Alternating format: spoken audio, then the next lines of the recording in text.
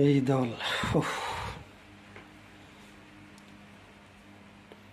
মেনে নেওয়া যায় না। যা আগে বলেছি তাই হয়েছে। আগে বলছিলাম হারার সম্ভাবনা বেশি, কারণ যে দলে কোটায় মানুষ খেলে, একজন প্লেয়ার কোটায় খেলে, অধিনায়কের কোটায় খেলে, তার কারণে ব্যাটিং যোগ্যতা নেই টি-20। লিটন দাস ক্লাসিক কোটায় খেলে।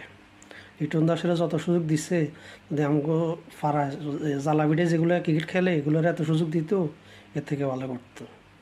সৌম্য সরকার অধিনায়কের পছন্দের কোটা। এর আগে হাতুড়ি সিং যতদিন ছিল সৌম্য সরকার খেলছে, হাতুড়ি সিং গেছে, সৌম্য সরকার আউট। এরপর কোথাও একটা ভালো ইনিংস খেলে না, কিন্তু হাতুড়ি সিং আইছে, আইবার পরে সৌম্য সরকার আবার দলে। কী কারণে?